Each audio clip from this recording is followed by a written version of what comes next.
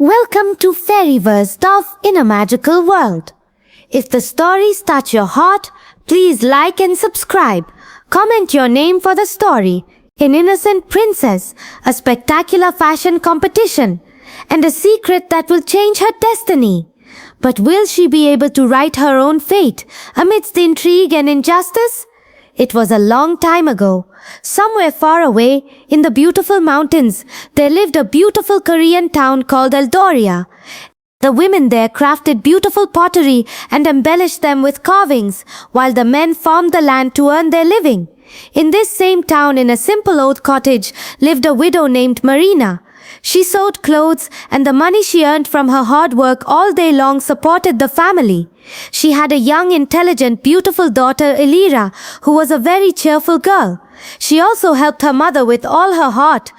Every day, she would fetch water from a distant river with her friends. But then times took a turn, and one day, a severe storm struck the town of Eldoria, flooding their homes. So Marina and Elira packed up their few essentials and headed for the city. Once there, they found an old house to rent. After cleaning, it became livable, but they had neither the money for rent nor the means to survive. When the landlord Cedric demanded the rent, Marina said, "I have no other choice. I will mortgage my late husband's old bracelet." In this state of poverty, Elira sat huddled in a corner. She knew she had to change her circumstances. But how? Only time could tell. Soon Marina passed away, leaving Elira all alone in a strange city, holding her mother's picture in her hands. She cried all night, yet she knew she could not stop moving forward. The next morning, Elira gathered courage, grabbed her old bag, and stepped out onto the city streets. On her way, she passed a luxurious hotel. A sign on the door read, "Female waiter needed." She stepped inside nervously. The owner of the hotel was a graceful woman named Selina. "Can you handle a busy hotel?" Selina asked. "Yes, ma'am," Elira replied confidently. Impressed by her determination, Selina hired her immediately. Elira worked tirelessly, serving guests throughout the day.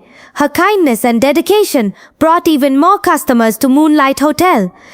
In time, Selina recognized her talent and encouraged her to pursue her dreams. Using her salary, Elira decorated her tiny room and even managed to recover her mother's bracelet. She bought a sewing machine and began creating beautiful designs every night. Days turned into weeks, and soon she had an entire collection ready. Selina admired her work and proudly displayed it in her office under the name Elira Collection. Far away, beyond the clouds, there existed a magical fairy kingdom filled with crystal lakes and breathtaking gardens. Its ruler, Queen Aurelia, possessed unmatched beauty and elegance. However, she had grown bored with the fashions of her kingdom. Her only son, Prince Orion, was admired by every fairy in the realm, yet he had little interest in wealth or titles. He admired hard-working and talented individuals. One day, Queen Aurelia announced the grand fashion competition. "The winner," she declared, "shall be crowned the future queen of our realm." Among the 7 fashion fairies, the youngest fairy Lyra was especially determined to win.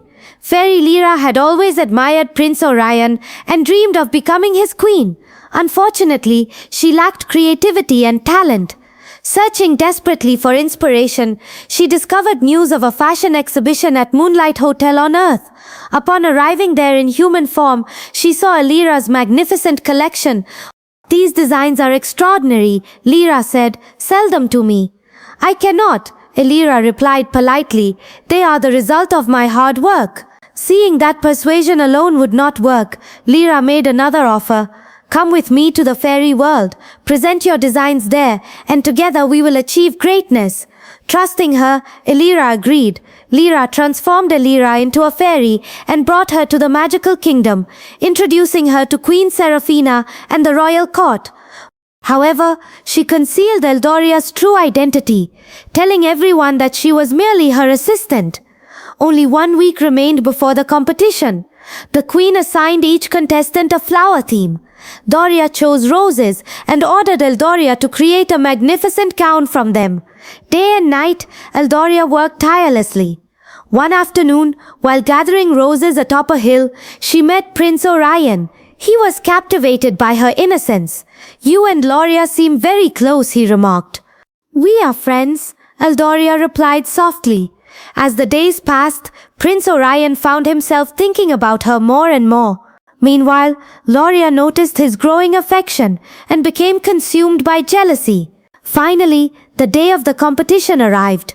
One by one, dazzling creations were presented before Queen Aurelia. A golden floral gown adorned with shimmering ribbons, a yellow narcissus-inspired ensemble, a pink pearl-studded masterpiece, a blue floral creation, a green traditional dress, a black and white royal sari. At last came Lyra's presentation, a breathtaking red gown crafted entirely from roses and pearls. The audience erupted into applause. However, before the final presentation, Lyra sent Lyra to retrieve a necklace from a nearby vintage shop. There, she betrayed her.